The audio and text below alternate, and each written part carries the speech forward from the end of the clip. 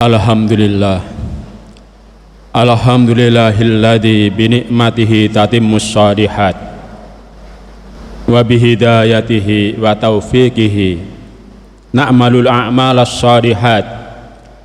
Wassalatu wassalamu ala sayyidis sadat sayyidina Muhammad wa ala alihi wa sahbihi wa man tabi'ahum madamatil ardu was samawat. Asyhadu an la ilaha illallah wahdahu la syarikalah wa anna Muhammadan abduhu wa rasuluhu alladzi la nabiyya ba'dah. Amma ba'd. Ma'asyiral muslimin rahimakumullah, usikum wa nafsi bi taqwallah faqad fazal muttaqun. Jamaah Jumat yang berbahagia, mari kita memuji dan bersyukur kehadirat Allah Subhanahu wa taala dengan mengakui bahwa seluruh nikmat yang kita terima semuanya adalah anugerah fadl dari Allah Subhanahu wa taala, untuk kita syukuri dengan cara menggunakannya sebagai modal untuk ibadah kita, modal untuk amal-amal soleh kita demi mendapat ridho Allah Subhanahu wa taala. Dan dengan bersyukur kita berharap seluruh nikmat itu akan lestari sampai hayat kita, dan mohon Allah memberikan tambahannya. Salawat dan salam semoga dianugerahkan untuk Rasulullah Muhammad sallallahu alaihi wasallam, yang tentu saja kita sebagai umatnya berharap bisa melaksanakan syariatnya dengan baik, pencontoh akhlak karimahnya dengan sebaik-baiknya sesuai dengan kemampuan kita, dan berharap pula mendapatkan syafaatnya. Amin ya rabbal alamin. Selanjutnya mari kita tingkatkan takwa kita kepada Allah Subhanahu wa taala. Takwa dalam artian kita secara sadar usaha bagaimana agar menjaga diri kita agar sesuai dengan bingkai ridho Allah Subhanahu wa taala. Untuk itu kita perlu memperhatikan perintah-perintahnya, perintah syariat Islam untuk kita laksanakan, dan memperhatikan pula larangan-larangan dalam syariat Islam untuk kita jauhi, untuk kita pantang. Sebab semua perintah dan larangan itu disyariatkan dalam Islam demi mewujudkan maslahat umat manusia, baik dalam hidupnya yang sekarang di dunia ini maupun hidupnya yang akan datang di alam kubur maupun alam akhirat. Jamaah Jumat yang berbahagia, kemarin pada hari Kamis 10 November bangsa Indonesia memperingati Hari Pahlawan. Peringatan mana menggugah seluruh bangsa untuk mengingat dan menghargai jasa para pahlawan, para syuhada yang gugur dalam merebut kemerdekaan Republik Indonesia maupun dalam rangka mempertahankannya. Peperangan besar yang terjadi pada 10 November 1945 di Surabaya adalah perang pertama yang besar setelah proklamasi kemerdekaan Republik Indonesia pada tanggal 17 Agustus 1945. Para ulama diikuti para santri juga warga masyarakat pada umumnya yang dimotivasi oleh semangat jihad sebagai respon positif atas resolusi jihad yang disampaikan oleh almarhum Kiai Haji Hasyim Asy'ari sebagai pimpinan NU. Mereka melihat bahwa kehadiran tentara Inggris yang secara sosial banyak disebut sebagai Gurkha dengan dalih membebaskan tawanan dan melucuti senjata tentara Jepang membawa misi terselubung, yaitu memulihkan kekuasaan Belanda atas negara Indonesia. Hal itu tampak dengan dibangunnya banyak pos-pos pertahanan. Karena itu masyarakat Surabaya dan sekitarnya menolak kehadiran mereka, sehingga terjadilah pertempuran yang heroik dengan disertai teriakan takbir Allahu Akbar. Banyak korban dalam pertempuran tersebut, baik dari kalangan Indonesia, para ulama, para santri, tentara maupun warga masyarakat yang syahid, termasuk pula di pihak tentara Inggris atau Gurkha. Pertempuran Surabaya membuktikan bahwa negara Indonesia eksis dan didukung oleh warga bangsa Indonesia. Negara Indonesia bukan sekedar negara boneka yang dibentuk oleh Jepang, Karena itu negara Indonesia memang layak untuk mendapatkan pengakuan dari negara-negara di dunia. Dan akhirnya dengan pertolongan Allah, juga usaha-usaha diplomasi yang dilakukan oleh para ulama, para pemimpin negara Indonesia, akhirnya didapat pengakuan pertama dari negara Mesir. Itu saja anugerah yang besar untuk suatu negara yang baru.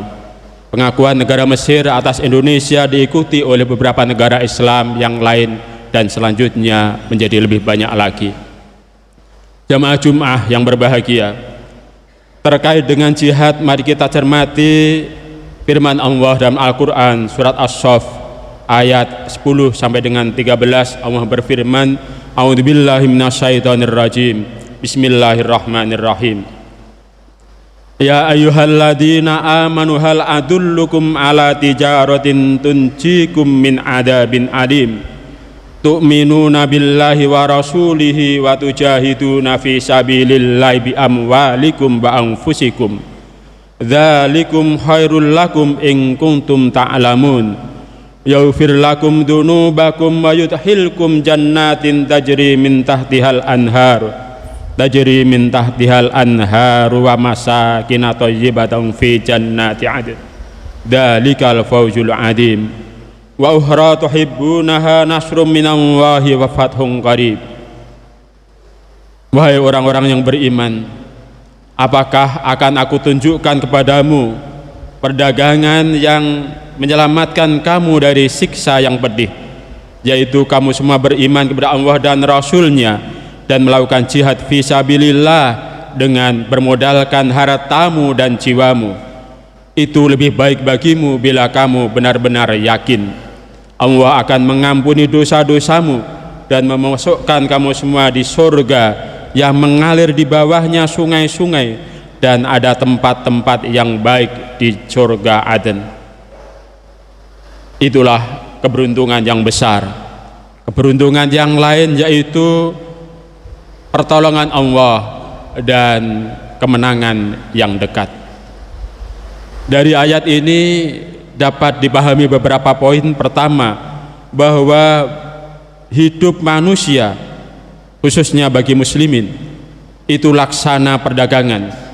Semua orang mungkin akan menjadi orang yang beruntung, tetapi mungkin pula jadi orang yang rugi. Dalam ayat lain Allah menyatakan, innallaha ashtara minal mu'minina anfusahum wa amwalahum bi anna lahumul jannah. Sesungguhnya Allah telah membeli dari orang-orang yang beriman jiwa-jiwa mereka, harta-harta mereka, dengan harga mereka diberikan surga. Dalam banyak tafsir dijelaskan ayat ini diturunkan dengan sabab nuzul Bai'atul Aqabah, yaitu sumpah setia beberapa sahabat dari Madinah yang bersumpah akan membela Rasulullah dengan siap berkorban jiwa maupun harta mereka. Yang penting Rasulullah harus dalam kondisi aman, apapun taruhannya, jiwa maupun harta siap mereka berikan. Poin kedua, diri seorang mukmin dengan segala potensinya serta harta mereka adalah modal untuk jihad fisabilillah, modal untuk ibadah, modal untuk amal soleh yang lain. Poin ketiga, orang mukmin yang jihad fisabilillah dengan jiwa dan hartanya akan beruntung dengan mendapatkan ridha Allah Subhanahu wa taala, dimaafkan dosa-dosanya dan diberikan pertolongan oleh Allah Subhanahu wa taala. Jamaah Jum'ah yang berbahagia, jihad sebagai bagian syariat Islam tetap berjalan terus sampai akhir zaman. Setiap muslim harus punya niat jihad dalam hatinya dan selanjutnya mengaktualisasikannya sesuai dengan situasi dan kondisinya masing-masing. Jihad pada masa damai dapat dilaksanakan secara damai pula dengan berbagai usaha-usaha yang penuh kesungguhan. Usaha mana untuk mewujudkan kemaslahatan bagi umat dan bangsa, termasuk di dalamnya adalah jihad dalam bidang pendidikan, bagaimana agar pendidikan bisa merata untuk seluruh umat dan bangsa, meningkatkan kualitas pendidikan untuk mereka, meningkatkan pula sisi kesehatan, bagaimana agar penyakit bisa ditemukan obatnya, kesehatan bisa ditingkatkan sehingga warga menjadi warga yang sehat, bugar, bisa melaksanakan ibadah dengan baik, amal-amal soleh dengan nyaman. Demikian pula berjihad dalam peningkatan ekonomi umat, bagaimana agar kefakiran, kemiskinan yang menghantui sebagian warga masyarakat bisa secara bertahap disingkirkan, ekonomi mereka ditingkatkan sehingga mereka berkemampuan, berdaya ekonomi sehingga bisa melakukan amal ibadah ekonomi dengan baik. Dengan harta kekayaan yang mereka punya, mereka bisa beribadah haji, mereka bisa wakaf, mereka bisa sedekah, bisa infak, dan seterusnya. Untuk itu semua penting kiranya menata hati nurani dengan bimbingan Al-Quran dan sunnah Rasulullah Muhammad Sallallahu Alaihi Wasallam, agar masing-masing dari kita punya hati yang sehat, yang selamat, yang penuh taat kepada Allah Subhanahu Wa Taala dan Rasulullah. Itulah qalbun salim, hati yang selamat, tidak berpenyakit syirik, tidak berpenyakit hal-hal seperti takabur, ta'ajub, dan seterusnya. Sekaligus menjaga hati nurani itu dari godaan setan dan nafsu yang ada pada diri setiap orang. Godaan setan perlu dihadapi dengan berdoa kepada Allah Subhanahu Wa Taala yang menciptakannya, dengan memperbanyak baca ta'awud. Dalam Al-Quran kita temukan orang yang membaca Al-Quran berarti dia sedang ibadah, tetapi oleh Allah diperintahkan tetap untuk berta'awud. Wa idza qara'tal Qur'an fasta'id billah. Bila kamu membaca Al-Quran, silakan berta'awud kepada Allah Subhanahu Wa Ta'ala. Imam Al-Ghazali dalam Minhajul Abidin memberikan bimbingan agar ketika kita menghadapi setan, kita kembali pada Allah Subhanahu Wa Ta'ala dengan keyakinan setan itu makhluk Allah. Dia yang kadang-kadang menampilkan diri dalam godaannya seakan menjadi yang kuat, itu sebetulnya adalah lemah, apalagi di hadapan kudrah dan iradah Allah Subhanahu Wa Ta'ala.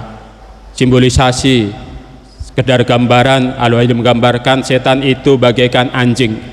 Menghadapi anjing kita tidak perlu repot-repot mengambil tongkat, mengambil batu melawan anjing, tetapi panggillah pemilik anjing.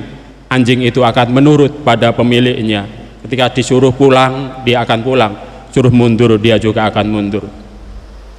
Adapun godaan nafsu yang biasanya banyak terulang dari waktu ke waktu, perlu dihadapi dengan semangat jihad dalam internal diri kita masing-masing.